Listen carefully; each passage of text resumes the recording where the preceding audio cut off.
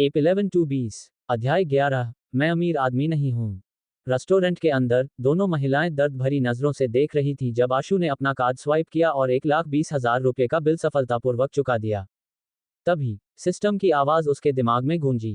Host ने अपनी मर्जी से बेहतरीन खाने और वाइन का आनंद लिया। इनाम 3 लाख रुपये नकद, 1,80,000 रुपये और कमाए। इसे कुछ बार अनुभव करने के बाद आशु को इसकी आदत हो गई थी। सिस्टम के साथ उसे इस जीवन में कभी भी पैसे खत्म होने की चिंता करने की जरूरत नहीं थी। वह जितना खर्च करता उसके पास उतने ही पैसे आते। वह भी करोड़पति भी नहीं था, लेकिन आशु को अब पैसों की अवधारणा से थोड़ा फर्क पड़ना बंद हो गया था। ये वाकई कुछ ऐसा था जैसे कि पैसा क्या है, मुझे पैसों में दिलचस्पी नहीं है। बेशक ये तभी होता है जब आप पैसों की तंगी में न हो। जैसे ही वे जाने वाले थे, क्रेन गार्डन का मैनेजर खुद उनके पास आया। हालांकि यहाँ एक प्राइवेट रूम का न्यूनतम शुल्क 20,000 रुपये था, लेकिन ज्यादातर ग्राहक प्रति भोजन 30,000 से 40,000 रुपये ही खर्च करते थे, या ज्यादा से ज्यादा 50,000।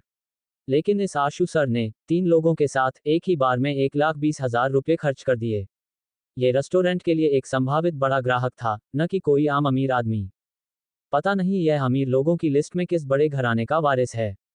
इसलिए ये सुनकर कि वे जा रहे हैं, रेस्टोरेंट मैनेजर ने जल्दी से 3 शानदार उपहार मंगवाए। उसने तीनों में से हर एक को एक एक दिया। वे काफी बेहतरीन लग रहे थे और सस्ते बिल्कुल नहीं थे।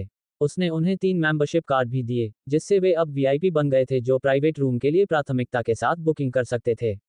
अगली बार जब वे खाना खाने आएंगे तो उन्हें बिना ऑर्डर दिए ड्रिंक्स मिल सकती थी। रेस्टोरेंट से निकलने के बाद आशु ने अपना फोन निकाला और उनके लिए एक प्राइवेट कार बुक करने लगा। ये देखकर लीना ने हैरानी से पूछा, तुम्हारे पास अपनी गाड़ी नहीं है? नहीं, आशु ने मुस्कुराते हुए कहा। अगर होती भी तो हम सब ने शराब पी है, इसलिए हम ड्राइव नहीं कर सकते थे। ओह, ये तो सच है, मैं तो भूल ही गई थी। लीना ने एक अजीब सी मुस्कान दी और उलझन में कहा, मुझे बस यह अजीब लग रहा है कि तुम जैसे अमीर आदमी के पास अपनी गाड़ी नहीं है।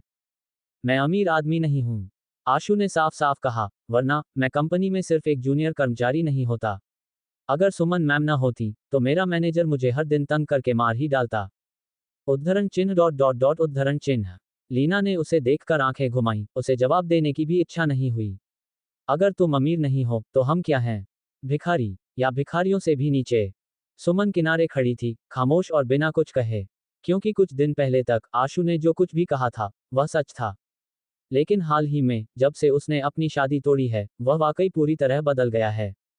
वह बिना किसी कारण के पूरी कंपनी को कॉफी पिलाता है, और जब मैनेजर शर्मा उसे परेशान करने की कोशिश करते हैं तो वह अब सहता नहीं है और न ही पीछे हटता है। सबसे बड़ा बदलाव यह था कि वह खुद अधिक आत्मविश्वासी हो गया था, और अब वह चतुराई और हास्य के साथ बात करता था।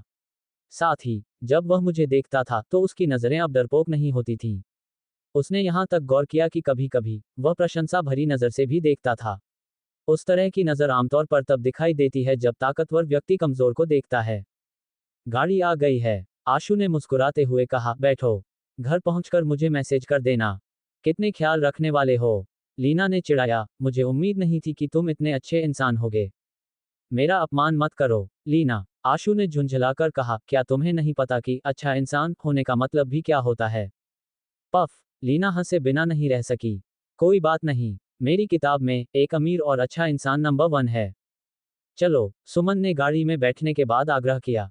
ओह, सुमन और लीना को विदा करने के बाद आशु सीधे घर नहीं गया, बल्कि उसे अपना ख्याल आया। उसने निया को एक मैसेज भेजा, जो स्टो की सेल्स एसोसिएट थी। आशु, क्या तुम काम पर हो? उसने 2 मिनट इंतजार किया, लेकिन जब उसने जवाब नहीं दिया तो उसने पास के एक मॉल में जाने और कुछ कपड़े खरीदने का फैसला किया।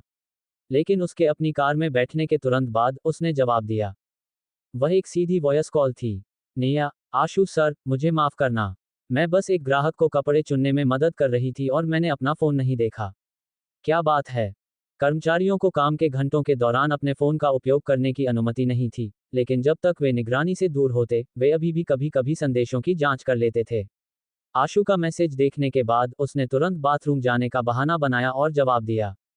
उसकी आवाज सुनकर आशु ने जवाब दिया, कुछ नहीं, मैं बस पूछना चाहता था कि क्या तुम काम पर हो? आशु ने कहा कि कुछ नहीं है, लेकिन निया को ऐसा नहीं लगा। रात में बिना किसी कारण के उसे मैसेज करने वाला एक आदमी, वह आखिर क्या चाहता हो सकता है? वह सिर्फ साधारण बातचीत के लिए नहीं पूछ रहा होगा, है ना? ऐसा सोचना बहुत नादानी होगी।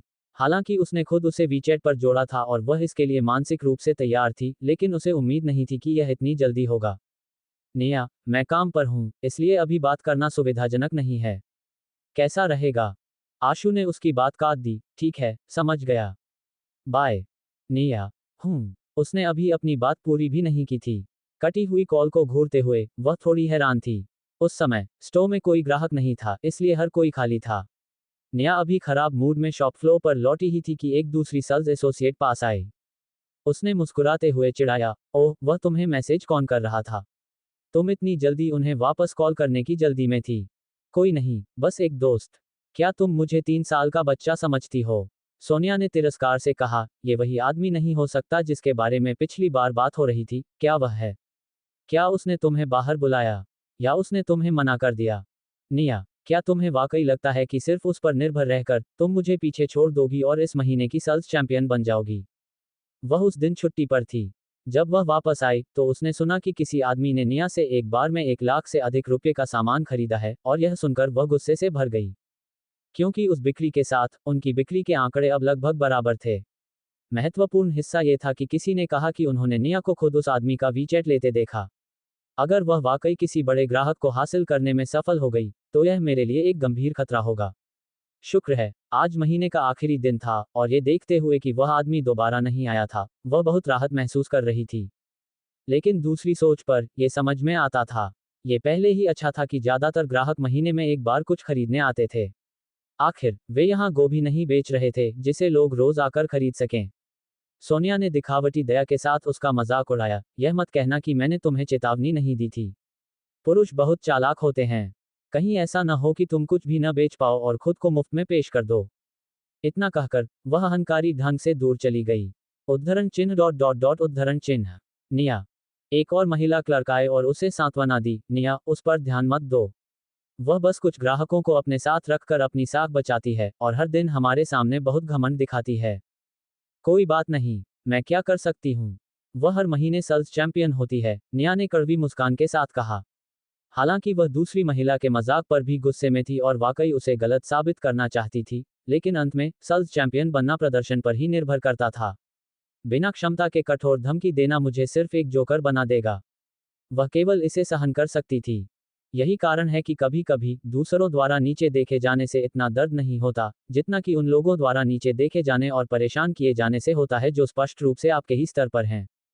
यही कारण है कि उसने अचानक उस दिन आशु को दोस्त के रूप में जोड़ने का फैसला किया। ये पहली बार था जब उसने ऐसा कुछ किया था, लेकिन उसके पास कोई विकल्प नहीं था। उसके आसपास के कई सेल्स एसोसिएट, पुरुष और महिला दोनों, ऐसा ही करते थे, सब बिक्री के लिए, सब कमीशन के लिए। अगर वह ऐसा नहीं करती, तो वह दूसरों के साथ प्रतिस्पर्धा नहीं कर पाती और पैसे नहीं कमा पाती। वह पहले अनिच्छुक थी, लेकिन उसने धीरे धीरे इसे स्वीकार कर लिया। ज्यादा पैसे कमाने के लिए आपको कुछ चीजें छोड़नी पड़ती हैं। मैं सिर्फ एक कपड़ों की सेल्स पर्सन हूँ, इतना संकोच करने का क्या मतलब है? जब तक मेरे पास पैसे हैं और मैं अच्छी तरह से जी सकती हूँ और मेरा परिवार अच्छी तरह से जी सकता है, तो यही मायने रखता है। इसके अलावा, यह आशु सर उन अन्य पुराने अंकल की तुलना में बहुत अधिक हैंडसम है। मैं इसे बस एक व्यावसायिक अवसर मान सकती हूँ। मेरे लिए यह कोई नुकसान नहीं होगा। शर्म की बात है कि उस दिन का तुम्हारा वह ग्राहक वापस नहीं आया, उसकी सहकर्मी ने कुछ अफसोस के साथ कहा। नहीं तो, इस महीने की सेल्स चैंपियन पक्का तुम होती, और वह इतना अहंकार नहीं दिखा पाती। निया। अभी, जब उसने आशु का संदेश देखा, तो उसने सोचा कि वह अवसर का लाभ उठा सकती है। उसे उससे कुछ और कपड़े खरीदने के लिए मना सकती है, और आखिरी कोशिश कर सकती है। लेकिन उसके उत्साहपूर्वक वापस कॉल करने के बाद, उसने सिर्फ एक वाक्य कहने के बाद ही फोन काट दिया। क्या ऐसा इसलिए था क्योंकि मैंने उसके मैसेज का समय पर जवाब नहीं दिया? यह उसके चेहरे पर ठंडे पानी की बाल्टी फेंकने जैसा था, जिसने उसकी आखिरी उम्मीद बुझा दी थी। जैसे ही निया का दिल निराशा से भर गया, उसने ऊपर देखा और स्टोर के बाहर से एक परिचित आकृति को अंदर आते देखा। यह आशु था, जिसने उसे देखकर मुस्कुराते हुए कहा, मैंने अभी दिन खत्म किया है, इसलिए मैं तुम्हें ढूंढने आया और कुछ नए कपड़े खरीदने हैं। अध्याय 12। तो क्या तुम सेल्स चैंपियन बनना चाहती हो? निया ने हैरानी से ऊपर देखा और मुस्कुराते हुए अंदर आए उस आदमी को देखती रह गई। उसकी निगाहें उस पर टिकी थीं, मानो वह चमक रहा हो। ठीक उसी वक्त, जब उसे लगा कि उसने उसे नाराज कर दिया है और वह हार मानने को तैयार थी, वह किसी फरिश्ते की तरह उसके सामने प्रकट हो गया। उसे मनाने के लिए और मेहनत नहीं करनी पड़ी। उसके शब्द, मैं तुमसे ही कुछ सामान खरीदने आया हूँ, नेहा के लिए अब तक के सबसे मीठे और सुकून देने वाले शब्द थे। आशु का आगमन देखकर बाकी सेल्स वुमेन भी अजीब नजरों से देखने लगीं। उन्हें लगा कि शायद इस महीने की सेल्स की बाजी पलटने वाली है। सोनिया, जो उस दिन अपनी छुट्टी पर नहीं थी, उसने आशु को नहीं पहचाना। ये सोचकर कि वह सिर्फ एक और ग्राहक है, वह तेजी से आशु की ओर बढ़ी, ताकि वह इस बिक्री को अपने नाम कर सके। नमस्ते सर, मैं सोनिया हूँ, यहाँ की सेल्स एसोसिएट। मैं आपकी क्या मदद कर सकती हूँ? माफ कीजिए, आशु ने उसे मना कर दिया और पीछे खड़ी निया की तरफ इशारा किया। मैं उसी से सामान खरीदने आया हूँ, उसने कहा। आशु बेवकूफ नहीं था, वह अच्छी तरह जानता था कि इन सेल्स एसोसिएट्स में से जो सबसे ज्यादा बेचता है, उसे ही सबसे ज्यादा कमीशन मिलता है। ऐसी स्थिति में आशु स्वाभाविक रूप से अपना व्यापार उस व्यक्ति को देना चाहता था जिसे वह पहले से जानता था। इसके अलावा निया की परख अच्छी थी। पिछली बार उसने जो कपड़े उसके लिए चुने थे वे उसे बिल्कुल पसंद आए थे। सोनिया को आशु ने मना कर दिया, लेकिन वह कोई नाराजगी नहीं दिखा सकी। वह जानती थी कि इन वीआईपी ग्राहकों के साथ यह मायने नहीं रखता कि कौन सही है। अगर उन्होंने शिकायत कर दी तो खामियाजा उसी को भुगतना पड़ेगा। न केवल उसे माफी मांगनी पड़ेगी, बल्कि उसकी सैलरी से एक भारी रकम भी काट ली जाएगी। अमीरों की दुनिया ऐसी ही होती है। सोनिया ने एक बनावटी मुस्कान के साथ विनम्रता से कहा, ओह, तो आप निया के लिए आए हैं, सर। मुझे माफ करना। इतना कहकर वह मुस्कुराए और एक तरफ हट गई। उसके मन में एक बेचैनी सी दौड़ गई। मुझे यकीन नहीं हो रहा कि वह वाकई आ गया। लेकिन फिर उसे याद आया कि उसकी बिक्री निया से लगभग 2 लाख रुपए आगे थी। उसने सोचा, ऐसा हो ही नहीं सकता कि यह आदमी एक ही बार में 2 लाख के कपड़े खरीद ले। उनके पीछे खड़ी निया को आशु द्वारा सोनिया को उसकी जगह दिखाने पर काफी अच्छा महसूस हुआ। सबके सामने वह धीरे से आशु के पास गई, मुस्कुराकर झुकी और पूछा, आशु सर, आप इस बार किस तरह के कपड़े देख रहे हैं? पिछली बार जैसे ही। क्यों ना आप मेरे लिए कुछ सेट चुन लें? मेरे पास बदलने के लिए कपड़े भी नहीं हैं। आशु ने सोचा, फिर उसने कहा, क्या आप इस बार कुछ और सेट चुन सकती हैं? क्या आपके मन में कोई बजट है? नहीं, स्टोर में ग्राहक कम थे, इसलिए हर कोई उनकी बातचीत सुन सकता था। आशु के कुछ और सेट और कोई बजट नहीं कहने पर सोनिया, जो अभी तक शांत थी, तुरंत तनाव में आ गई। बाकी सेल्सवुमेन ईर्ष्या से भर गईं और चुपचाप तमाशा देखने लगीं। कई कपड़े चुनना निया के लिए अकेले संभालना मुश्किल था, लेकिन गनीमत रही कि उसके साथ काम करने वाली 2 दोस्त मदद के लिए आगे आ गईं। कपड़े चुनते समय उनमें से एक ने धीरे से हंसते हुए कहा, निया, ये तुम्हारी वापसी है। हमें 2 लाख का लक्ष्य रखना चाहिए। बस जो सबसे महंगा हो वही उठा लो। आखिरकार उसने कहा है कि कोई बजट नहीं है। हमें ऐसा करने की जरूरत नहीं है। निया ने मना कर दिया। बस सामान लाकर मेरी मदद करो। चयन मैं खुद करूंगी। शुरुआत में वह वास्तव में खुद को साबित करना चाहती थी। वह महीने की टॉप सेल्स हासिल करना चाहती थी और सोनिया का अहंकार तोड़ना चाहती थी। लेकिन उसे अचानक लगा कि आशु को लूटकर जीतना उसे खोखला महसूस कराएगा। और किस लिए? केवल 10,000 रुपये के बोनस के लिए। शायद इस बार मैं जीत भी जाऊं। लेकिन अगर मैंने ऐसा किया तो क्या आशु सर कभी मेरे पास वापस आएंगे? किसी के पास भी पैसों का पेड़ नहीं होता और कोई बेवकूफ नहीं होता। आशु सर इस बार बिना किसी संकेत के खुद मेरे पास आए हैं। इसका मतलब है कि वह मेरा सम्मान करते हैं, वह मेरे बारे में अच्छा सोचते हैं। अगर मैं सिर्फ एक महीने की सेल्स के लिए उन्हें लूट लूं, तो मैं अपने पैरों पर कुल्हाड़ी मार लूंगी। वह जानती थी कि एक बिक्री और भविष्य में अनगिनत बिक्री में बदलने वाले रिश्ते के बीच क्या अंतर है। उसे लंबे समय की सोचनी थी। आधे घंटे बाद कपड़े चुन लिए गए। निया ने अपनी बात रखी और कीमतों को नहीं देखा। उसने बस 3 पूरे सेट चुने जो उसे लगा कि आशु की स्टाइल पर सूट करेंगे। आशु सर, अब आप जाकर ये कपड़े ट्राई कर सकते हैं। अगर कुछ भी ऐसा हो जो आपको पसंद ना आए, तो मुझे बता देना और मैं आपके लिए कुछ और चुन लूंगी। मैं ट्राई नहीं करूंगा, मुझे तुम्हारी पसंद पर भरोसा है। आशु उठ खड़ा हुआ और कहा, बस हर सेट को अलग अलग पैक कर दो और बिल बना दो। ठीक है। सोनिया, जो पास से सुन रही थी, इतनी निराश थी कि उसे लगा उसका दम घुट जाएगा। उसे हिसाब लगाने की भी जरूरत नहीं पड़ी। निया इतना सुनहरा मौका कभी नहीं छोड़ती। उन 3 कपड़ों की कीमत 2 लाख से ज्यादा होनी चाहिए। लेकिन उसे हैरानी तब हुई जब कुछ मिनट बाद निया बिल बनवाकर लौटी। आशु सर, उसने कहा, कुल बिल 163,000 रुपये हुआ है। ये नतीजा देखकर सोनिया पूरी तरह दंग रह गई। ये 2 लाख से ज्यादा नहीं है। तमाशा देख रही दूसरी सेल्सवुमेन भी उतनी ही हैरान थी। निया ऐसा सुनहरा मौका कैसे छोड़ सकती है? क्या उसे टॉप सेल्स नहीं चाहिए? 10,000 का बोनस दांव पर है। बस इतना ही। आशु भी हैरान था। पिछली बार जो एक सेट आपने मेरे लिए चुना था, वह 1 लाख से ज्यादा का था। अब 3 सेट सिर्फ 160,000 के ऊपर कैसे हैं? उसने पूछा, कहीं आपने मेरे लिए कोई डिस्काउंट वाला या पुराना स्टॉक तो नहीं चुन लिया? बिल्कुल नहीं, निया ने थोड़ा अजीब सी मुस्कान के साथ कहा। पिछली बार जो कपड़े थे, वे सब नई कलेक्शन के थे, इसलिए वे थोड़े महंगे थे। मैंने जो कपड़े अभी आपके लिए चुने हैं, वे नॉर्मल सीजनल कीमत पर हैं, और वे आप पर सबसे अच्छे लगेंगे। आशु सर, ज़्यादा महंगा होने का मतलब हमेशा यह नहीं होता कि वह ज़्यादा अच्छा दिखेगा।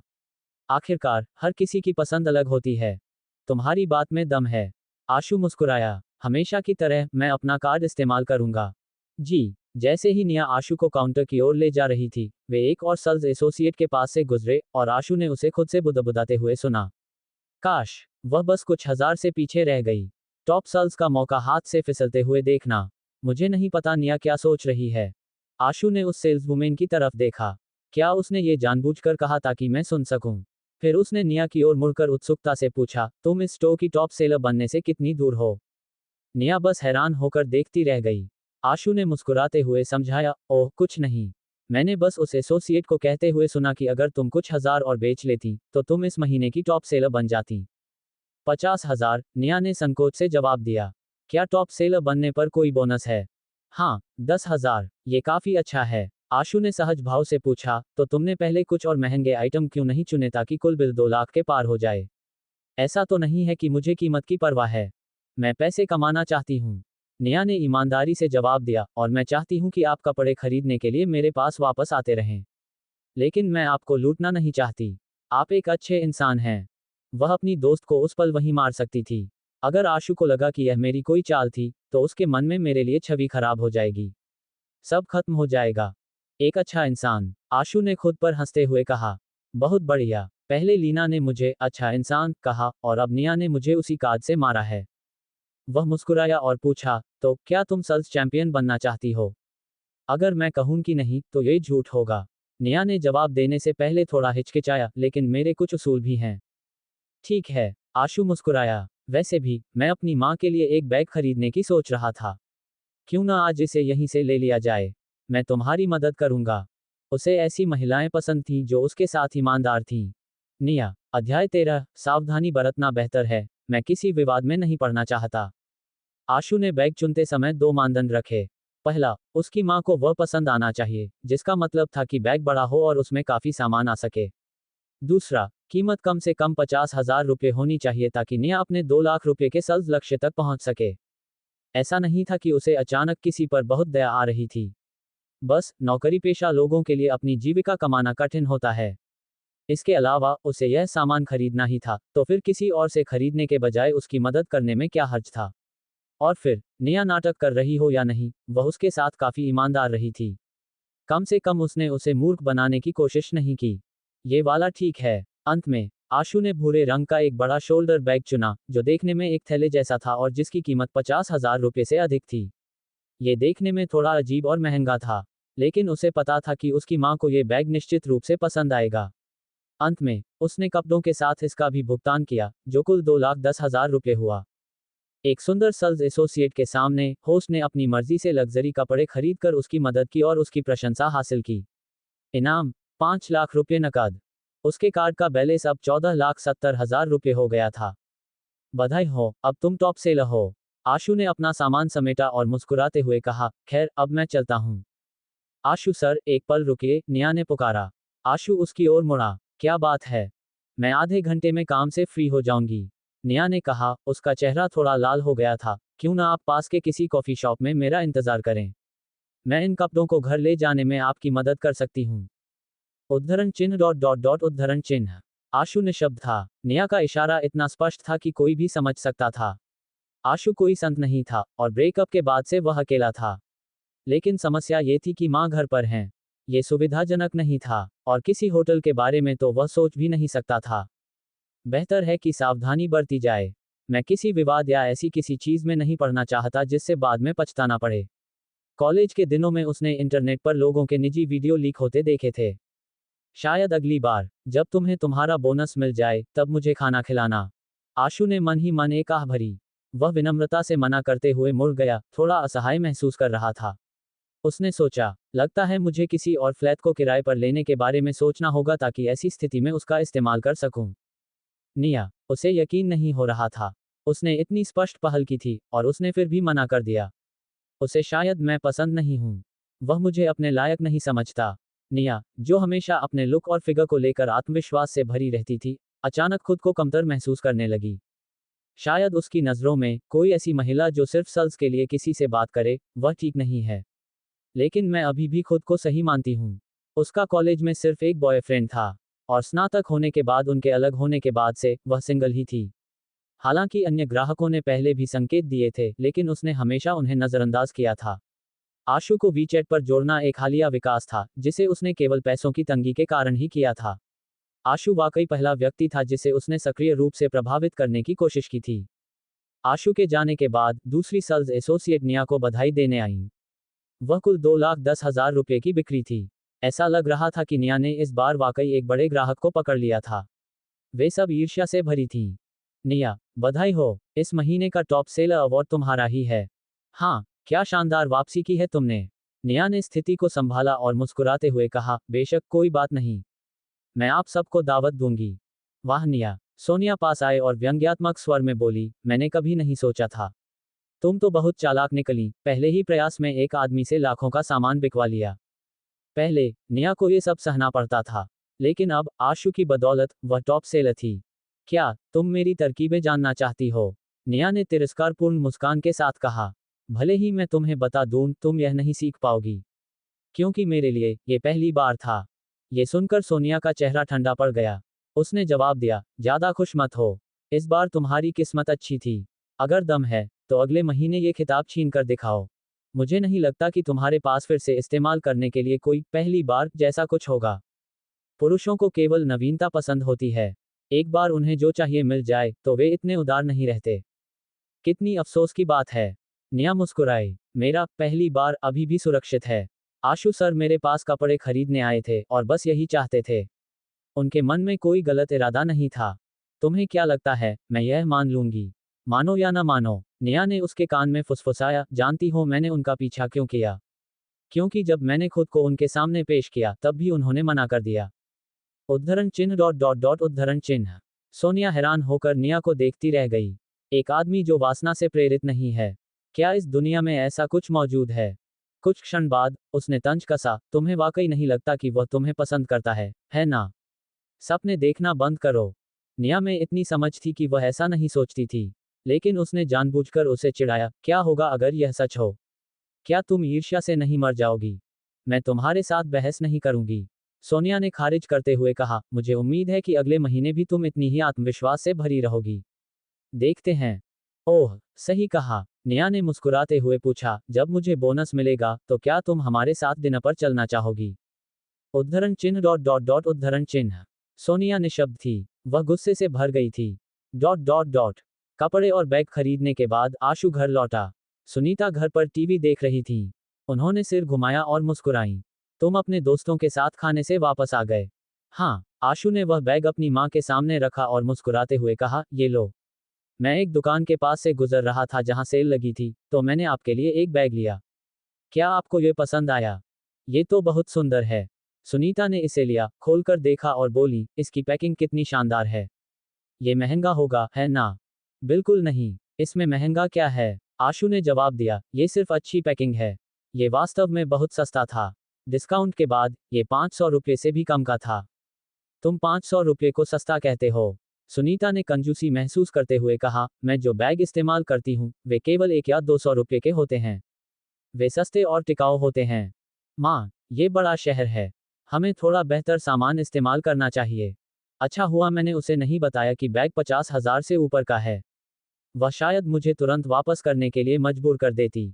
बड़ा शहर शब्द सुनकर सुनीता अचानक एक पल के लिए चुप हो गई, फिर बोली, आशु, माँ तुमसे कुछ बात करना चाहती है। अध्याय 14। क्या आशु ने वाकई चुपके से लॉटरी जीती है? माँ, जरा रुकिए, आशु ने कहा, मुझे नहा लेने दो, फिर हम बात करेंगे। ठीक है, जाओ। थोड़ी देर बाद आशु अपने पजामे में बाहर आया, सुनीता के पास बैठ गया और पूछा, माँ आप क्या बात करना चाहती थी? सुनीता ने जवाब दिया, आशु, चूंकि तुम शादी नहीं कर रहे हो, तो मैं सोच रही हूँ कि अपने घर वापस चली जाऊं। क्यों? आशु ने थोड़ा हैरान होकर पूछा, तुम यहाँ ठीक से रह रही थी। वापस क्यों जाना चाहती हो? मैंने उसे यहाँ लाए अभी मुश्किल से 3 दिन ही हुए हैं। मेरा बड़े शहर की जिंदगी में मन नहीं लगता। सुनीता ने समझाया, हर दिन तुम्हारे काम पर जाने के बाद मैं घर पर अकेली होती हूँ। सफाई करने के अलावा मेरे पास करने को कुछ नहीं होता। बहुत बोरियत होती है। इसके अलावा तुमने मेरे लिए मेरा घर वापस खरीद लिया है, तो मैं वापस जाकर उसे देखना चाहती हूँ, थोड़ी सफाई करना चाहती हूँ। घर को इतने लंबे समय तक खाली छोड़ना ठीक नहीं है। मुझे वापस जाकर उसकी देखभाल करनी होगी। हमारा छोटा कस्बा भले ही इतना चकाचौंध वाला न हो, लेकिन वहाँ अपनापन है। वहाँ मेरे बहुत सारे दोस्त हैं और पड़ोसी भी सब अच्छे हैं। यहाँ की तरह नहीं, जहाँ मैं किसी को नहीं जानती। ये सब बहुत ठंडा और पराया लगता है। जब तुम यहाँ नहीं होते, तो मेरे पास बात करने के लिए कोई नहीं होता। उद्धरण चिन्ह डॉट डॉट डॉट उद्धरण चिन्ह। आशु निशब्द था। लेकिन चिंता मत करो, आशु। सुनीता ने मुस्कुराते हुए कहा, भविष्य में, जब तुम शादी करोगे, तो मैं तुम्हारे साथ ही रहूंगी। तब मैं बोर नहीं होऊंगी, जब मैं तुम्हारे बच्चों की देखभाल करने में मदद कर रही होंगी। ठीक है, अगर आप वापस जाना चाहती हैं, तो चली जाए। आशु ने सिर हिलाया। कल एक दिन और रुक जाए, मैं परसों आपको छोड़ने चलूंगा। माँ की बात सही है। मैंने पहले इस मुद्दे पर बिल्कुल विचार नहीं किया था। एक नया वातावरण, एक नई जगह, लेकिन माँ के लिए कोई नए दोस्त नहीं। लोग सामाजिक प्राणी होते हैं। अगर कोई बुजुर्ग बहुत लंबे समय तक अकेला रहे, तो यह मानसिक स्वास्थ्य के लिए अच्छा नहीं है। घर तो घर होता है। जब तक वह खुश हैं, बस यही मायने रखता है। तुम्हें मुझे छोड़ने आने की जरूरत नहीं है। तुम्हारी अभी अभी पदोन्नति हुई है। काम से छुट्टी मत लेना, कहीं तुम्हारा बॉस नाराज ना हो जाए। सुनीता ने कहा, परसों मेरे लिए बस एक गाड़ी बुक कर देना। मैं अकेले वापस चली जाऊंगी। ठीक है, जैसा आप कहें। Dot dot dot. सुमन और लीना के घर पहुंचने के बाद दोनों ने स्नान किया। अब वे लिविंग रूम में टीवी देख रही थीं और गपशप कर रही थीं। सुमन ने एक ऐसी सहेली की ओर देखा जो घर पर बहुत ही आरामदायक कपड़ों में थी। सुमन थोड़ा असहाय महसूस कर रही थी। यह विश्वास करना मुश्किल था कि यह वही वर्कहोलिक काम में डूबी रहने वाली महिला है जो बाहर इतनी सलीके से रहती थी। यह विरोधाभास बहुत बड़ा था। लीना, क्या तुम घर पर थोड़ा सलीके से रह सकती हो? सुमन ने हंसते हुए कहा, कम से कम नहाकर बाहर आते समय ठीक से कपड़े तो पहन लो। अपने ही घर में मुझे क्या जरूरत है? लीना ने हंसते हुए चिढ़ाया, इसे आज़ादी कहते हैं। तुम बिल्कुल वैसी ही हो, बाहर तो ठीक है पर घर पर भी खुद को इतना बांध कर रखती हो। इतना भोला बनने का नाटक क्यों करती हो? आओ, थोड़ा रिलैक्स करना सीखो। उद्धरण चिन्ह डॉट डॉट डॉट उद्धरण चिन्ह। सुमन निशब्द थी। इसके अलावा, लीना ने थोड़ा असंतोष के साथ आगे कहा, सुमन, तुम बहुत अच्छी दोस्त नहीं हो। मैं अब अच्छी दोस्त कैसे नहीं हूँ?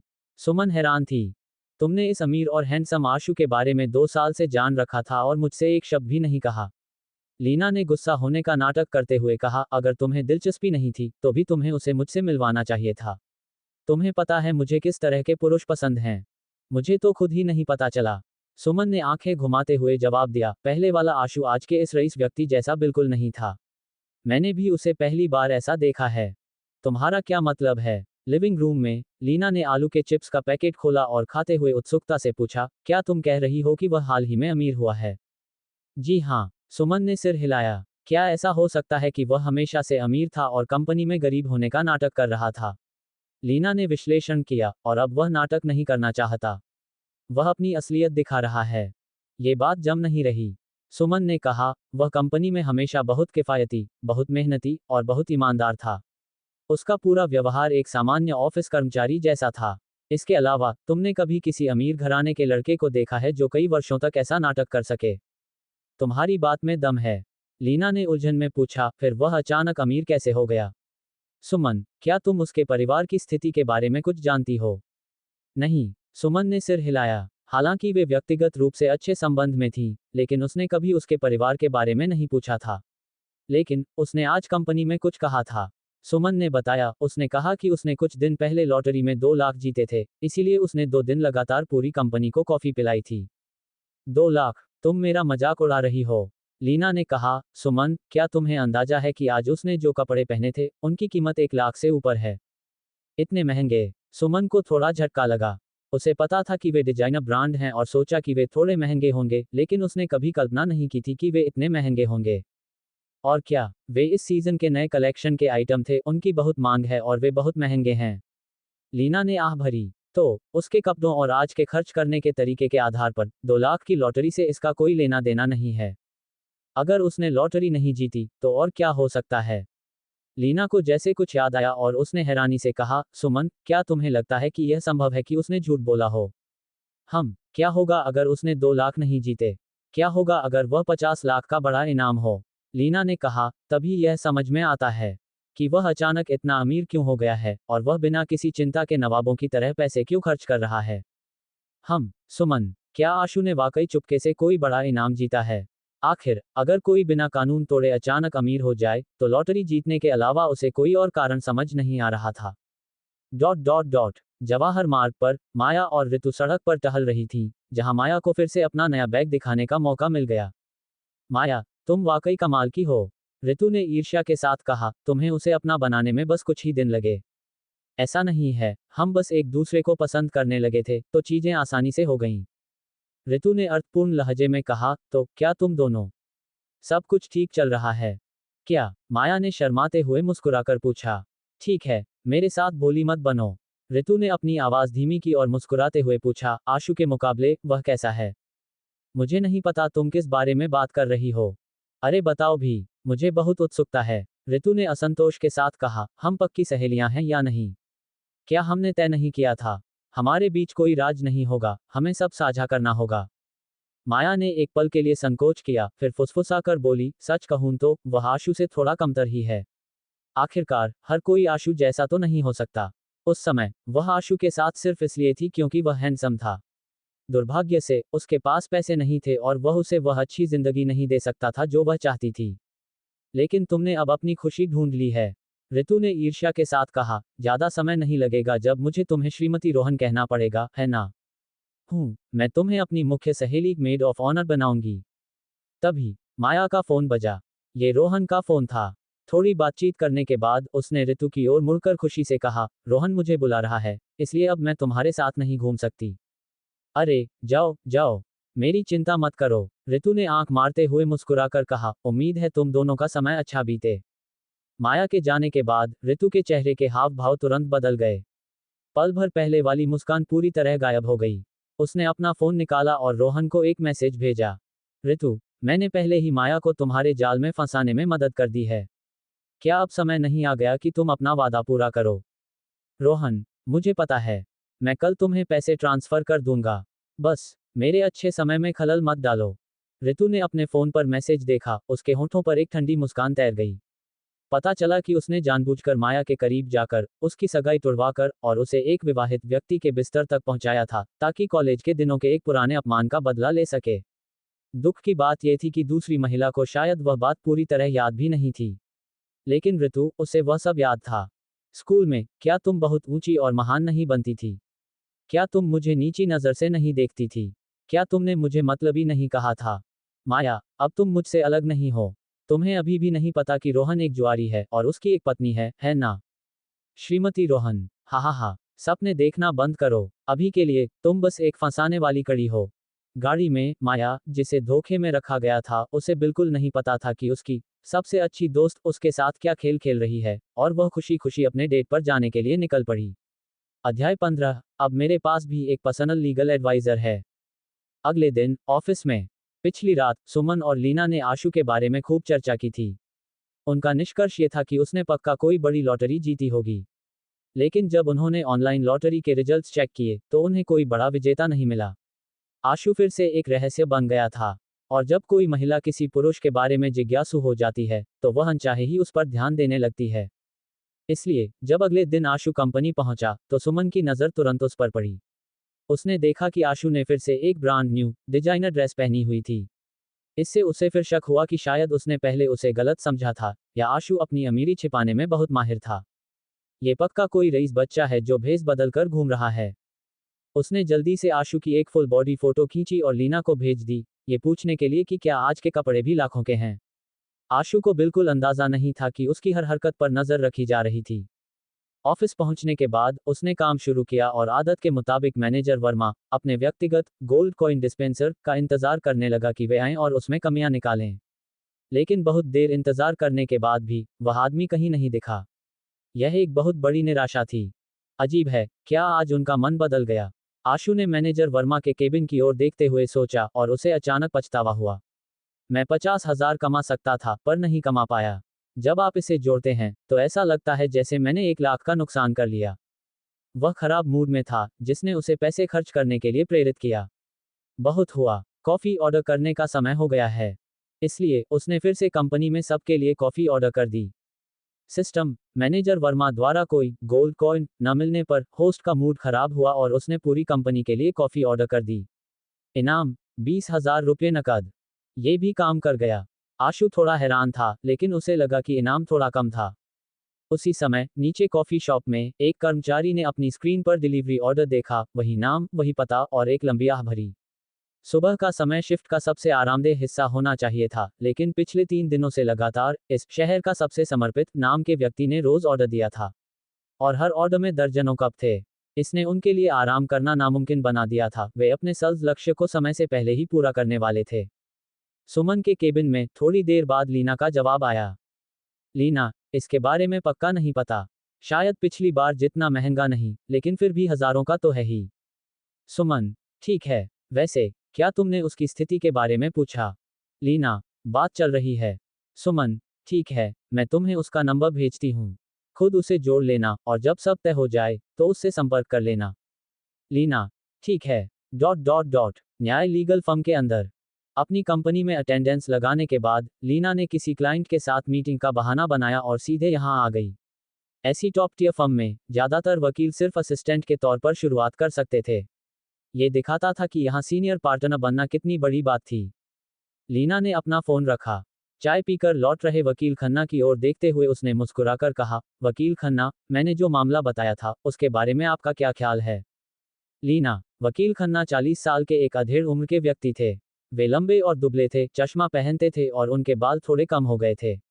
वे बहुत बुद्धिमान दिखते थे। उन्होंने कहा, हम दोस्त हैं, इसलिए मैं आपसे साफ बात करूंगा। आप अच्छी तरह जानती हैं कि हमारी फर्म में केस लेने की क्या शर्तें हैं और मेरे मानक क्या हैं। अगर मैं हर बार ऐसे छोटे मामले उठाता रहूंगा तो फीस बहुत कम होगी, मेरा समय बर्बाद होगा और फर्म का खर्च कैसे चलेगा? क्यों ना आप अपने दोस्त को किसी दूसरी फर्म में जाने की सलाह दें? ऐसे छोटे मामले में मेरी ज़रूरत बिल्कुल नहीं है।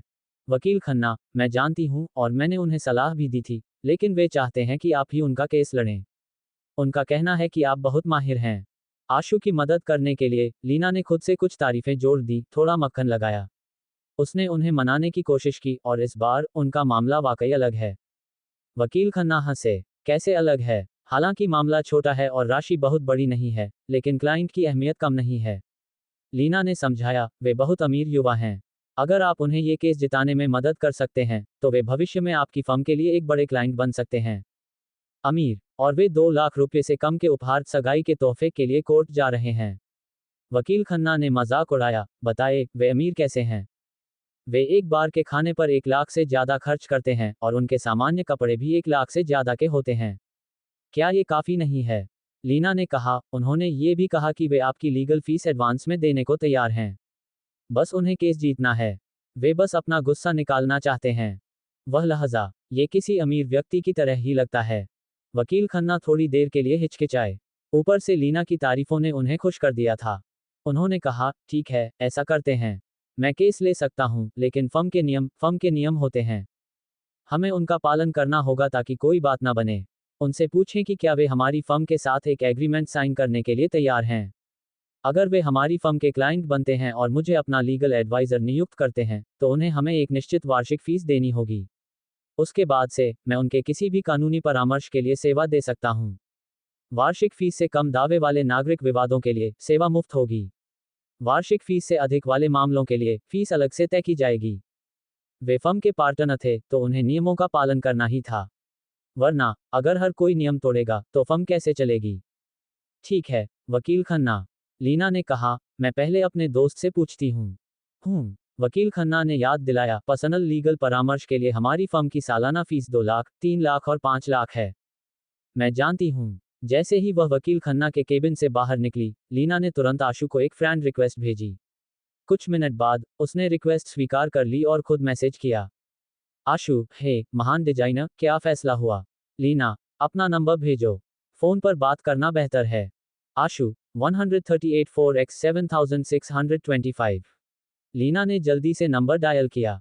हेलो आशु, लीना ने पूछा, क्या तुम पक्का उस वकील को हायर करना चाहते हो जिसे मैं जानती हूँ? अगर मुझे वकील हायर करना है तो मैं सबसे बेहतरीन चाहता हूँ। अगर मुझे केस करना है तो मैं एक बार में जीतना चाहता हूँ।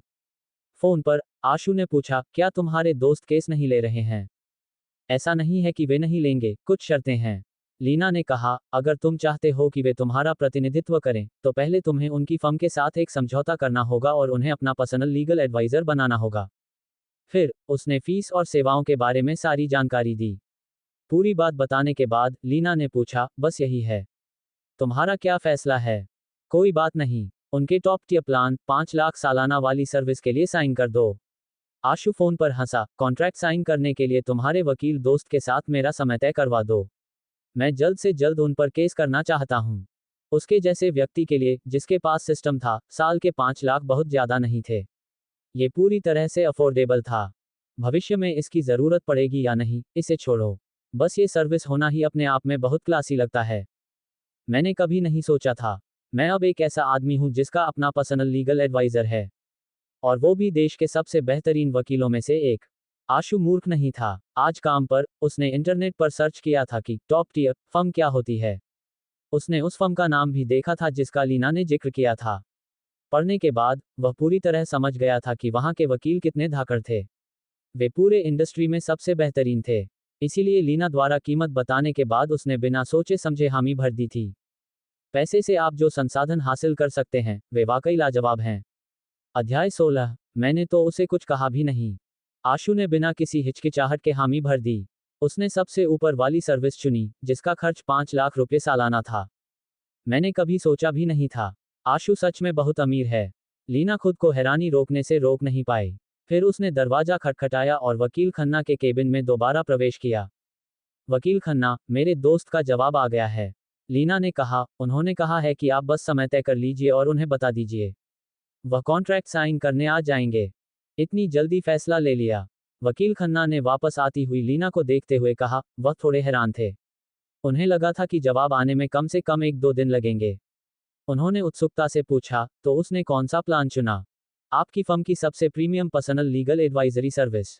वही, जिसकी फीस 5 लाख सालाना है।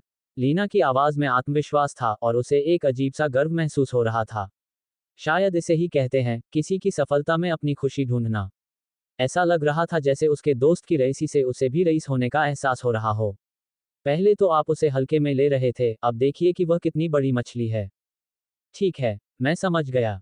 अगर वकील खन्ना पहले थोड़े बेरुखे थे तो अब वह पूरी गंभीरता दिखा रहे थे क्योंकि उन्हें पता चल गया था कि सामने वाला व्यक्ति 5 लाख सालाना का कॉन्ट्रैक्ट साइन करने वाला है। यह कोई ऐसी चीज नहीं है जो कोई भी सिर्फ जेब खर्च के लिए कर ले। उनके फर्म के जितने भी क्लाइंट्स 5 लाख सालाना दे रहे थे उन सब की नेटवर्थ करोड़ों में थी। इतनी कम उम्र में कोई इतनी बड़ी सर्विस अफोर्ड कर सके, इसका मतलब यही था कि उसका परिवार बहुत शक्तिशाली है। लॉ फर्म के लिए 5 लाख की वार्षिक फीस बहुत बड़ी नहीं थी।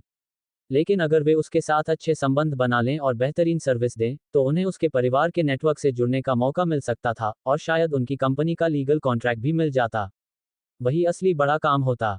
लॉ फर्म की कमाई और उसका विस्तार कॉर्पोरेट लीगल एडवाइजरी सर्विसेज पर ही निर्भर करता था। वकील खन्ना ने लीना को देखकर मुस्कुराते हुए कहा, तो फिर क्यों ना आप ही मेरे लिए उसके साथ समन्वय करें? वह कॉन्ट्रैक्ट साइन करने के लिए कभी भी आ सकता है। ठीक है, और चूंकि इस क्लाइंट को आप लेकर आए हैं तो ये सही है कि आपको इसका मेहनताना मिले। वकील खन्ना ने आगे कहा, एक बार कॉन्ट्रैक्ट साइन हो जाने पर आपको मानक कमीशन मिलेगा, बिल्कुल हमारी बिजनेस डेवलपमेंट टीम की तरह। मैं फर्म में इसके लिए फाइल कर दूंगा और अप्रूव होने पर यह आपको ट्रांसफर कर दिया जाएगा। शुक्रिया, वकील खन्ना। लीना बाहर निकली, उसका दिल खुशी से झूम रहा था। आखिर वह फर्म का पैसा कमा रही थी, आशु का नहीं। इसमें मना करना तो मूर्खता होती।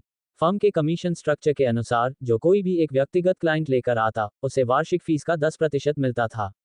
5 लाख सालाना के हिसाब से, यानी जब तक आशु अपना कॉन्ट्रैक्ट रिन्यू करेगा, लीना को वकील खन्ना से हर साल 50,000 रुपये मिलेंगे। यह कोई छोटी रकम नहीं थी। हालांकि वह एक बड़ी आर्किटेक्चर फर्म में काम करती थी, लेकिन वहां की सैलरी उतनी अच्छी नहीं थी जितनी लोग सोचते थे। वहां सैलरी में बहुत अंतर था। ऊपर के मैनेजमेंट की सैलरी और सालाना बोनस मिलाकर करोड़ों में होती थी, लेकिन लीना जैसे डिजाइनर्स के लिए सैलरी उतनी ज्यादा नहीं थी, सिर्फ 20,000 से 30,000 रुपये महीना। और वह भी टैक्स कटने से पहले। इसके ऊपर साल के अंत में शायद कुछ हजार का बोनस मिल जाता। कुल मिलाकर वह साल में 3 लाख के आसपास कमाती थी, जो एक मध्यम वर्गीय जीवन जीने के लिए ठीक था। सच कहूं तो अगर लीना अपनी मौजूदा फर्म में न होती तो वह अपनी स्किल्स के साथ किसी छोटी कंपनी में इससे थोड़ा ज्यादा कमा सकती थी। लेकिन यहाँ बढ़ने की संभावनाएं बहुत अधिक थीं। वह हाई एंड प्रोजेक्ट्स और विभिन्न प्रकार के डिजाइन्स पर काम कर रही थी, जिससे उसे बहुत सारा अनुभव मिल रहा था। कौन सा डिजाइनर एक बड़ी फर्म में नाम कमाना नहीं चाहता? वहां मिलने वाले संसाधन, धन और रुतबा छोटी कंपनियां नहीं दे सकती थीं। ये हर डिजाइनर का सपना होता है। ऐसी रोमांचक खबर और हालिया घटनाक्रमों के साथ लीना को ये सब अपनी सबसे अच्छी सहेली के साथ साझा करना ही था। लीना, सुमन, तुम कयास लगाना बंद कर सकती हो। आशु असल में एक रईस बच्चा है।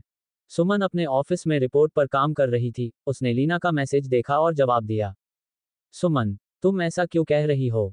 लीना, क्या तुम्हें पता है कि कल वाले केस के लिए वह लॉ फर्म से किस तरह की सर्विस लेने की योजना बना रहा है? सुमन, कौन सी सर्विस? लीना, वह पर्सनल लीगल एडवाइजरी सर्विस ले रहा है, जो 5 लाख रुपये सालाना की है। जिस दिन वह कॉन्ट्रैक्ट साइन करेगा, वह फर्म के प्रमुख क्लाइंट्स में से एक होगा। सुमन, लीना, हैरान हो ना? उसने इसे बहुत गुप्त रखा था।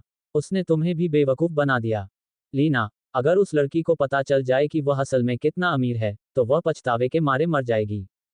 सुमन ने ऊपर देखा। उसकी नजरें आशु पर टिकी, जो उसके केबिन के बाहर जनरल स्टाफ एरिया में बैठा था। उसकी भावनाएं उलझी हुई थीं। उसने उन सभी तरीकों के बारे में सोचा जिनसे उसने कंपनी में उसकी मदद की थी, और वे सब अब कितने महत्वहीन लग रहे थे। ये लगभग हास्यास्पद था। शायद उसे परफेक्ट अटेंडेंस के उन कुछ 100 रुपयों की परवाह कभी थी ही नहीं, या उस छोटी सी सैलरी बढ़ोतरी की जो उसने चुपके से उसके लिए करवाई थी। अगर उसे सच में इसकी परवाह नहीं थी, तो उसने नाटक क्यों किया? उसने तो इसे छोटे मोटे कामों में मदद करने का बहाना बनाया था, सिर्फ मेरे करीब आने के लिए। क्या इसलिए क्योंकि मैं सुंदर हूं? क्या वह मेरे करीब आने की कोशिश कर रहा था? क्या उसे मुझ में दिलचस्पी है? अगर आशु को सच में मुझ में दिलचस्पी है, अगर वह मेरे करीब आने और मुझे पसंद करने की कोशिश कर रहा है, तो मुझे कैसे रिएक्ट करना चाहिए? पहले वह आत्मविश्वासी बनी रह सकती थी और उसे सामान्य तौर पर ले सकती थी। लेकिन अब वह हैंडसम है, अमीर है और अपने काम में काफी सक्षम भी है। इन सब को जोड़ें तो वह एक बेहतरीन लाइफ पार्टनर है। और दूसरी ओर वह एक तलाकशुदा महिला है। जैसे ही सुमन अपने विचारों में खोई हुई थी, आशु ने दरवाजा खटखटाया और अंदर आया। मैडम, आप क्या सोच रही हैं? कुछ नहीं। सुमन सकपका कर संभल गई। उसने आशु की ओर देखा और बनावटी उदासीनता के साथ पूछा, क्या बात है? क्या कुछ चाहिए? मैं कल की छुट्टी लेना चाहता हूँ। ठीक है, सुमन ने बिल्कुल प्रोफेशनल लहजे में जवाब दिया, लेकिन मैं तुम्हें याद दिला दूं, अगर तुम कल छुट्टी लोगे, तो तुम्हारी इस महीने की परफेक्ट अटेंडेंस का बोनस कट जाएगा। तुम्हें वैसे भी इसकी परवाह नहीं है, तो मैं बस कायदे से चलूंगी। आशु, उसने सुमन के रूखे चेहरे को देखा और झिझकते हुए पूछा, मैडम, क्या आपका मूड खराब है? नहीं, बिल्कुल नहीं। सुमन ने बिना ऊपर देखे जवाब दिया। अगर कुछ और नहीं है, तो तुम जा सकते हो। जाते समय दरवाजा बंद कर देना, धन्यवाद। आशु, यह क्या हो रहा है? आशु ऑफिस से बाहर निकलते हुए पूरी तरह हैरान था। सुमन का व्यवहार अचानक इतना ठंडा क्यों हो गया था? उसने मन ही मन आज के दिन को याद किया। मैंने तो उसे कुछ कहा भी नहीं। उसी समय आकाश भी आजकल उलझन में था। जिसकी भी आंखें थीं, वह देख सकता था कि आशु अब पहले जैसा नहीं था। वह अब उसे परेशान नहीं कर सकता था और न ही अपना काम मुफ्त में करवा सकता था। इसके अलावा कंपनी में हर कोई गुपचुप तरीके से कह रहा था कि आशु ने कंपनी में सुमन का हाथ थाम लिया है। उसे नहीं पता था कि यह सच है या नहीं। इसलिए उसने स्थिति को परखने का फैसला किया। लेकिन जैसे ही वह आशु के पास पहुंचा, इससे पहले कि वह अपना मुंह खोल पाता, आशु ने झल्लाकर कहा, मेरा मूड अभी बहुत खराब है। बेहतर होगा तुम मुझसे उलझो मत। आकाश, धत तेरे की, सुपरवाइजर यहाँ कौन है, तुम या मैं? अध्याय 17। क्या आज उसे पीरियड्स हैं? काम खत्म होने से ठीक पहले। पूरी तरह से उलझन में आशु ने लीना को मैसेज भेजकर पूछा कि क्या हो रहा है। आशु, हे, क्या तुम्हें पता है कि आज सुमन को क्या हुआ है? उसने तुरंत जवाब दिया। लीना, क्या हुआ? आशु, मैं बस छुट्टी मांगने गया था, लेकिन वह अच्छे मूड में नहीं लग रही थी। क्या कुछ हुआ है? लीना, कुछ नहीं। तुम जानते हो महिलाओं के साथ कैसा होता है। महीने का वह समय, तुम समझ गए होगे। आशु, तो क्या आज उन्हें पीरियड्स हैं? वह उन्हें 2 साल से जानता था, और यह पहली बार था जब उसे उनके बारे में इतनी निजी बात पता चली थी। कोई आश्चर्य नहीं कि वह इतना अजीब व्यवहार कर रही थी। इसके अलावा वह अब कोई नासमझ लड़का नहीं था। चूंकि सुमन ने हमेशा उसका ध्यान रखा था, इसलिए उसे लगा कि उसे भी थोड़ी चिंता दिखानी चाहिए। इसलिए उसने अपने फ़ोन से उनके लिए एक गर्म पे ऑर्डर किया और फिर जल्दी काम से निकल गया। अगर आप नाखुश हैं, तो मेरा अटेंडेंस बोनस काट लीजिए। मुझे वैसे भी कुछ 100 रुपयों की परवाह नहीं है। उसकी माँ कल जा रही थी और उसे उसके लिए कुछ और कपड़े, पैंट और एक बैग खरीदना था जो वह अपने साथ ले जा सके। वह बड़े शहर आई थी और वह नहीं चाहता था कि वह वापस जाए और पड़ोसियों के सामने उसे शर्मिंदगी उठानी पड़े। वापस ऑफिस में, सुमन वास्तव में चुपके से आशु पर नजर रखे हुए थी। उसे ये देखकर थोड़ा आश्चर्य हुआ कि वह अचानक बिना किसी को कुछ बताए जल्दी निकल गया। क्या वह मेरे बर्ताव के कारण गुस्से में चला गया? उसे गुस्सा होने का क्या हक है? वह वही है जिसने अपनी पहचान छिपाई, गरीब होने का नाटक किया, मेरी भावनाओं से खिलवाड़ किया और मुझे मूर्ख समझा। तभी रिसेप्शनिस्ट एक गर्म पे लेकर अंदर आए और बोली, मैनेजर सुमन, ये रहा वह गर्म पे जो आपने ऑर्डर किया था। मैंने यह ऑर्डर किया। सुमन ने उलझन में पूछा, मुझे याद नहीं कि मैंने कुछ भी ऑर्डर किया है। तब मुझे नहीं पता। डिलीवरी वाले ने बस इतना कहा कि यह आपके लिए है। रिसेप्शनिस्ट ने मतलब भरी नजरों से कहा, किसी ने शायद इसे आपके लिए ऑर्डर किया है, मैनेजर सुमन। और यह एक गर्म पे है। सभी महिलाएं जानती थीं कि गर्म पे पीने का क्या मतलब होता है। सुमन चुप हो गई। रिसेप्शनिस्ट के जाने के बाद उसने अपनी मेज पर रखे गर्म पे को देखा और अंदाजा लगाया कि यह शायद लीना की तरफ से होगा। केवल उसे ही उसके पीरियड्स के बारे में पता था और वही ऐसी चीज कर सकती थी। अपना फोन उठाते हुए उसने मुस्कुराकर मैसेज भेजा, सुमन, गर्म पे के लिए धन्यवाद। मुझे बताओ कि आज रात घर पहुंचने पर तुम क्या खाना चाहती हो, मैं तुम्हारे लिए बना दूंगी। लीना, कौन सा गर्म पे? सुमन ठिठक गई, क्या तुमने यह मेरे लिए ऑर्डर नहीं किया? लीना, नहीं, मैं इतनी व्यस्त हूं कि मुझे खुद का पता नहीं। किसके पास तुम्हारे लिए ऑर्डर करने का समय है? सुमन, अगर तुम नहीं, तो फिर कौन? तुम्हारे अलावा कोई और नहीं जानता कि मुझे इन दिनों पीरियड्स हैं। एक पल बाद, लीना, क्या यह आशु की तरफ से हो सकता है? मुझे लगता है कि मैंने उसे लगभग 1 घंटे पहले बताया था। उद्धरण चिन्ह प्रश्नवाचक चिन्ह प्रश्नवाचक चिन्ह प्रश्नवाचक चिन्ह उद्धरण चिन्ह। सुमन, क्या तुम पागल हो? तुमने उसे यह क्यों बताया? लीना, उसी ने मुझसे पूछा था। उसने कहा कि तुम आज अच्छे मूड में नहीं लग रही थी और यह बात गलती से निकल गई। लीना, क्या उसने तुम्हारे लिए गर्म पे खरीदा? सुमन, लीना, सुमन, और तुम अभी भी यह कहने की हिम्मत करती हो कि वह तुम्हें पसंद नहीं करता? सुमन, उसने फिर से अपनी मेज पर रखे पे को देखा, उसकी आंखों में थोड़ा अपराधबोध आ गया। क्या मैंने आज उसके साथ कुछ ज्यादा ही सख्ती दिखाई?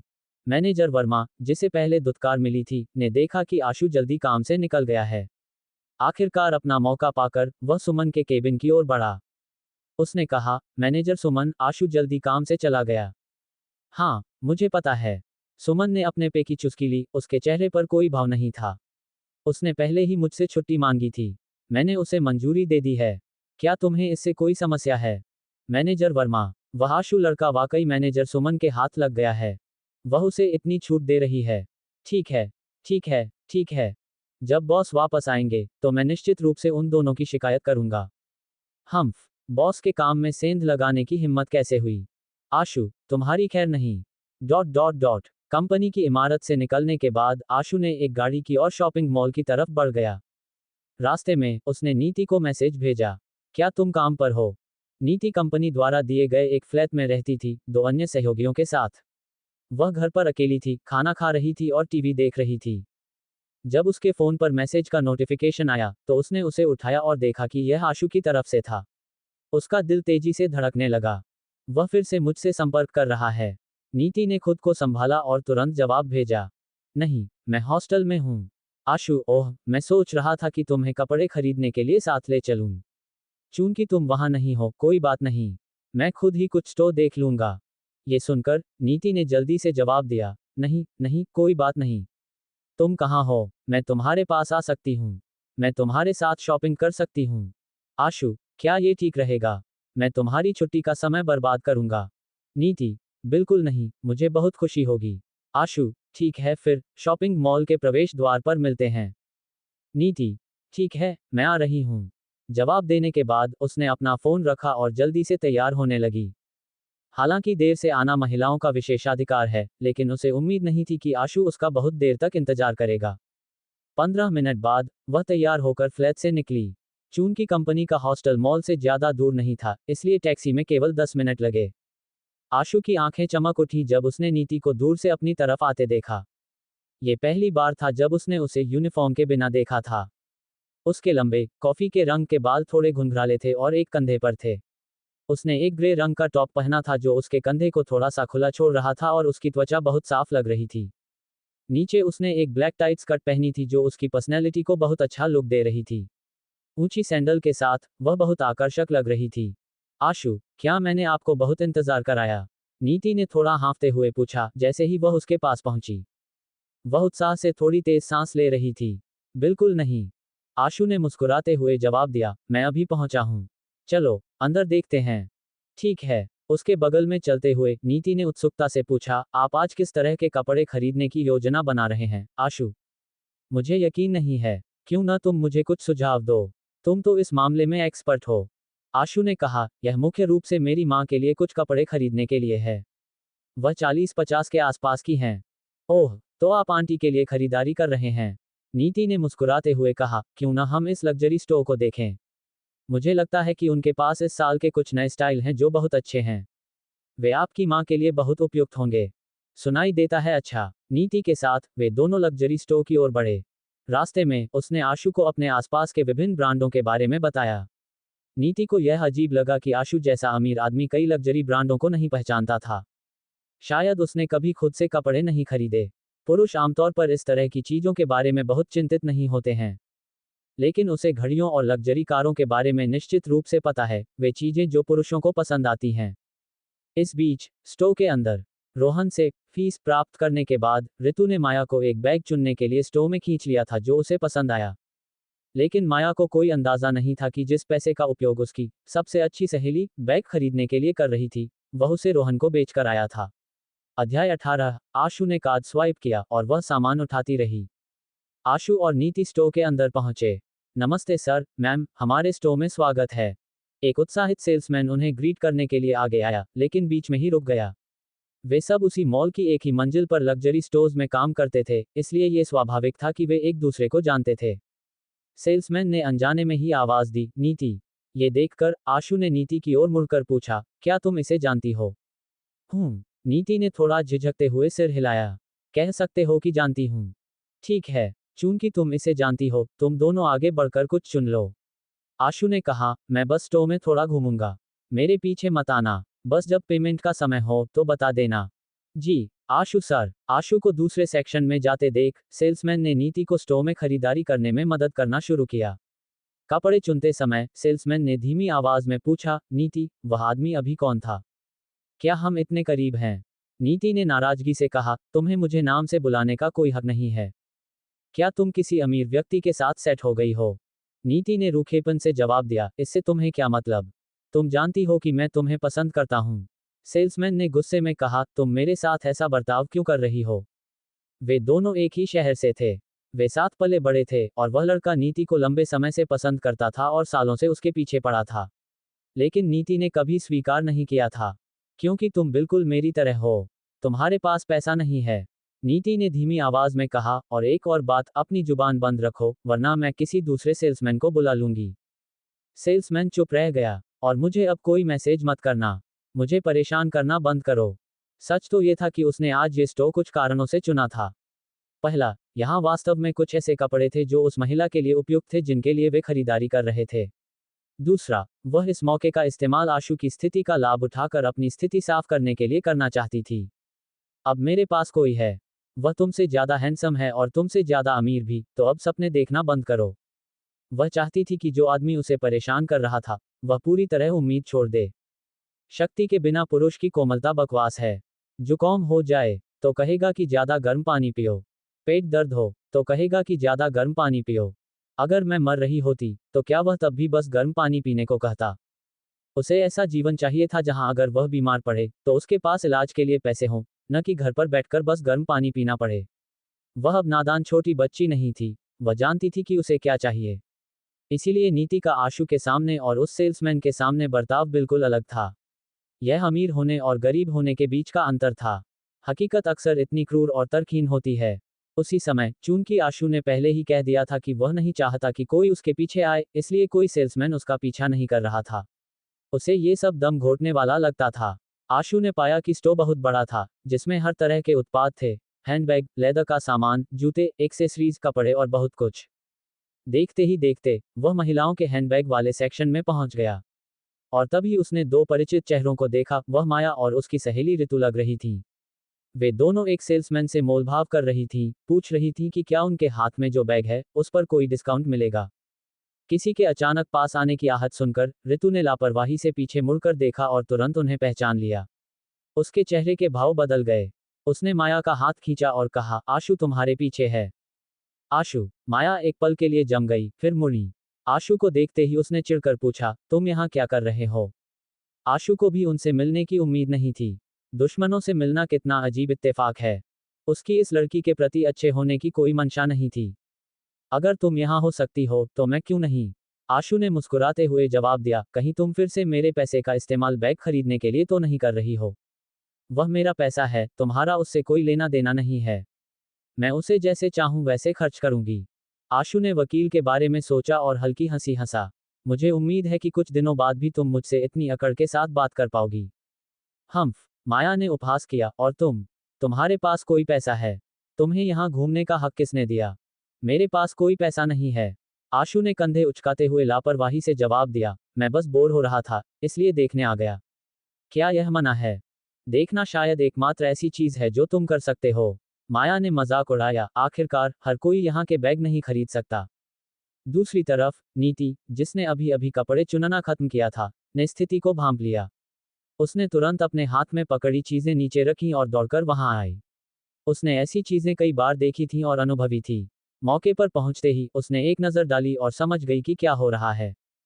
वह आशु के बगल में खड़ी हो गई, जानबूझकर माया की ओर देखा और मीठी आवाज में पूछा, डार्लिंग, क्या ये सुंदर महिला आपकी दोस्त है? माया और ऋतु उस शांत, कोमल दिखने वाली महिला को अचानक आशु के बगल में देखकर हैरान थीं। अभी कुछ ही दिन तो हुए हैं। आशु के पास इतनी सुंदर महिला कब आ गई? आशु ने सिर हिलाया, नहीं, ऐसी बात नहीं है। बस एक महिला जिसे मुझसे पैसे लेने हैं।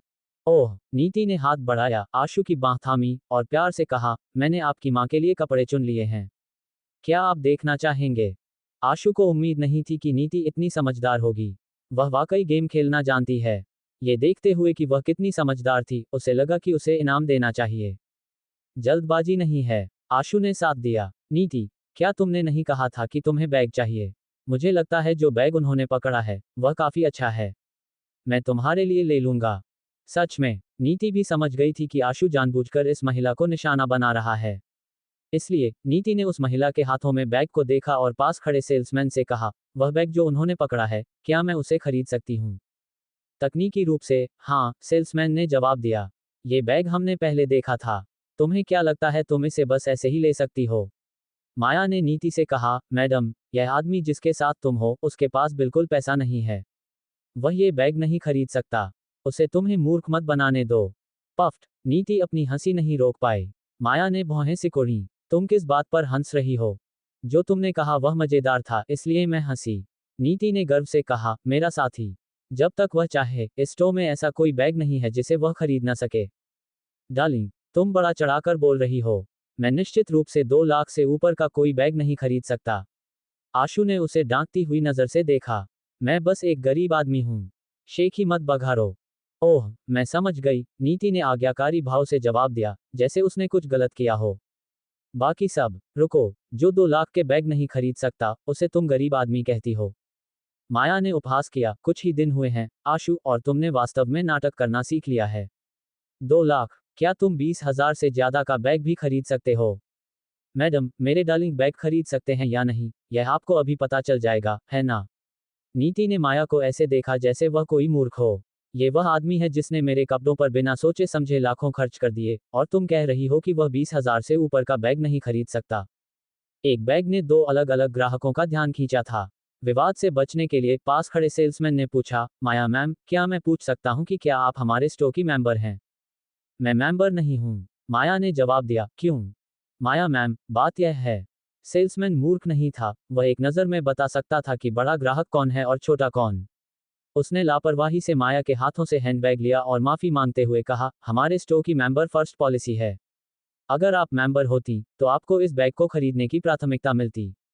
चूंकि आप मेंबर नहीं हैं, तो कंपनी की नीति के अनुसार ये बैग पहले आशु सर को ऑफर किया जाना चाहिए। माया, ओह, तो तुम मेंबर नहीं हो। मौका देखकर नीति ने आग में घी डाला।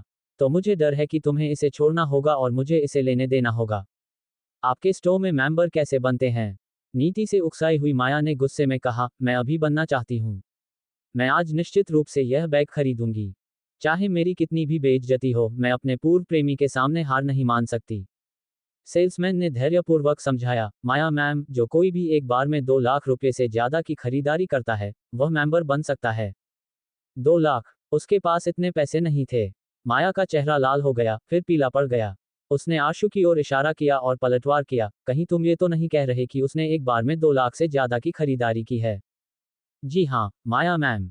दूसरे सेल्समैन ने जवाब दिया, इस सज्जन ने जो कपड़े अभी चुने हैं, उनकी कीमत 2 लाख रुपए से अधिक है, जो हमारी मेंबरशिप की आवश्यकताओं को पूरा करती है। क्या मजाक कर रहे हो? तुम्हें लगता है मैं उसे नहीं जानती? माया ने अपमानजनक लहजे में कहा, उसके पास इतने पैसे हो ही नहीं सकते। क्या ऐसा है? आशु मुस्कुराया, सेल्समैन की ओर मुड़ा और हल्के से कहा, कृपया इसे पैक कर दें।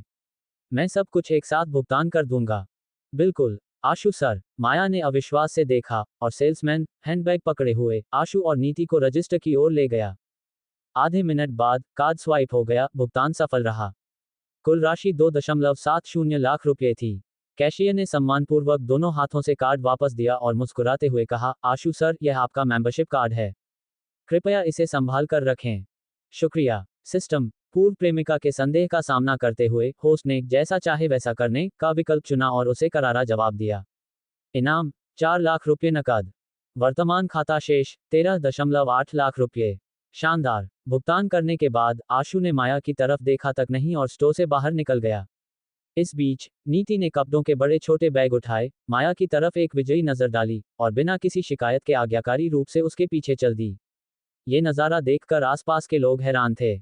इस दृश्य ने माया और ऋतु को पूरी तरह स्तब्ध कर दिया। पहले उन्हें लगा था कि आशु को बस किस्मत से कोई अमीर महिला मिल गई है, लेकिन जाहिर तौर पर ऐसा नहीं था। आशु ही कार्ड स्वाइप करने वाला था और वह महिला बैग उठा रही थी। पावर डायनेमिक्स एक नज़र में स्पष्ट थे। वे दोनों अपनी आंखों पर विश्वास नहीं कर पा रही थीं।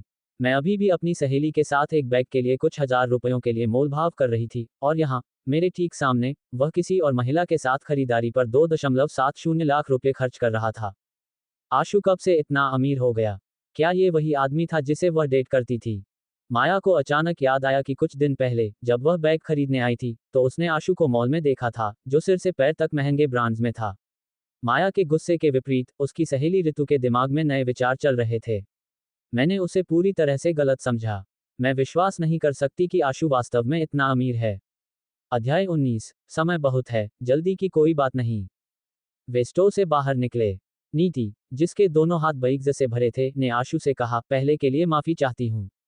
मुझे आपसे पूछे बिना आपकी प्रेमिका होने का नाटक नहीं करना चाहिए था। कोई बात नहीं। आशु ने नीति के हाथों से बैग लेने की पेशकश नहीं की। आखिरकार नीति उससे क्या चाहती थी, ये बात साफ थी।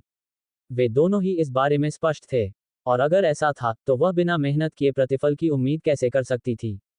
मेरी मेहनत की कमाई हवा में नहीं उड़ती। आशु को अचानक याद आया कि उसकी कमाई तो वाकई हवा में उड़कर ही आई थी। खैर, जो भी हो, यह इतना आसान नहीं था। उसे अपना काम तो करना ही था। उसने मुस्कुराते हुए कहा, वैसे तुम्हारा अभिनय बहुत अच्छा था। तुम एक अच्छी अभिनेत्री बन सकती हो। अगर आप नाराज नहीं हैं तो ठीक है। ये सुनकर नीति ने राहत की सांस ली। आशु ने पूछा, तुम तो वहां कपड़े देख रही थी। तुम्हें कैसे पता चला कि मेरे साथ क्या हो रहा है? स्टोर में हम अक्सर ऐसे नज़ारे देखते हैं, तो हमें इनकी आदत हो गई है। नीति ने मुस्कुराते हुए समझाया, जब मैंने उसे बताते समय तुम्हारी आंखों में बिना किसी झिझक के नफरत देखी, तो मैंने काफी हद तक अंदाजा लगा लिया था कि क्या हो रहा है। तुम काफी समझदार हो। आशु ने पूछा, क्या तुम सभी सेल्स कर्मचारी लोगों को परखने में माहिर हो? हम बस बाकी लोगों की तुलना में थोड़े अधिक सतर्क होते हैं। नीति ने थोड़ी उत्सुकता से पूछा, क्या उस महिला ने कुछ ऐसा किया था जिससे आप उससे इतनी नफरत करते हैं? कोई बड़ी बात नहीं थी।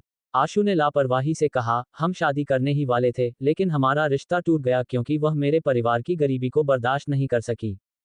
उद्धरण चिन्ह डॉट डॉट डॉट उद्धरण चिन्ह। नीति हैरान थी। क्या वह महिला पागल है? उसने आशु को गरीब होने के लिए कम आंकने की हिम्मत कैसे की? क्या उसे लगता है कि वह बहुत कुछ है? काश वो समझ पाती कि उसने क्या खोया है। आशु ने नीति के हैरान चेहरे को देखा लेकिन कुछ और स्पष्ट नहीं किया। इसकी कोई आवश्यकता नहीं थी। इसके बाद वे दोनों कुछ ज्वेलरी स्टोर में गए, जहां उसने अपनी मां के लिए एक जैद का कंगन और सोने का हार खरीदा। कुल मिलाकर उसने 1 लाख और खर्च कर दिए। सिस्टम, अपने माता पिता के प्रति सम्मान दिखाने के लिए होस्ट ने जैसा चाहे वैसा करने के सिद्धांत का पालन करते हुए उच्च गुणवत्ता वाली ज्वेलरी खरीदी। इनाम 1.5 लाख रुपये नकद। नीति आशु की खर्च करने की आदतों के प्रति अब काफी सहज हो गई थी। जब भी वह कुछ खरीदने के लिए किसी स्टोर में जाता तो ऐसा लगता था कि वह कभी कीमत नहीं देखता, बस ये देखता था कि उसे वह पसंद आया या नहीं। सिर्फ एक दोपहर में उसने लगभग 4 लाख रुपये खर्च कर दिए थे। यह उस पैसे से कहीं ज्यादा था जो वह कई सालों में भी नहीं कमा पाती, भले ही वह एक एक पैसा बचाती। जब तक वे मॉल से बाहर निकले, अंधेरा हो चुका था और स्ट्रीट लाइटें जल रही थीं। नीति ने भी मानसिक रूप से खुद को तैयार कर लिया था। उसने सोचा था कि वह पहले आशु को रात के खाने पर ले जाएगी और फिर वह शाम के बाकी समय में जो भी योजना बनाएगा उसके साथ चलेगी। वह आज मुझे सिर्फ कपड़े खरीदने के लिए तो बाहर नहीं ले गया होगा, है ना? वैसे भी मैंने आज काफी अच्छे कपड़े पहने हैं। इसलिए आशु आगे जो भी करना चाहता वह उसके लिए तैयार थी। लेकिन वह जल्दबाजी कर रही थी। वे सड़क के किनारे खड़े थे। ये देखते हुए कि उसकी गाड़ी आ गई है, आशु मुड़ा और बोला, आज की मदद के लिए शुक्रिया। तुम्हें वापस जाना चाहिए और थोड़ा आराम करना चाहिए। बैग मुझे दे दो। क्या? ओह! नीति एक पल के लिए ठिठक गई, फिर उसने खालीपन के साथ वो सभी बैग सौंप दिए जो उसने पकड़ रखे थे। आशु ने उस ब्रांडेड बैग को देखा, फिर लापरवाही से उसे वापस उसकी ओर बढ़ा दिया। ये बैग, तुम इसे रख लो। मैंने कहा था कि यह तुम्हारे लिए है।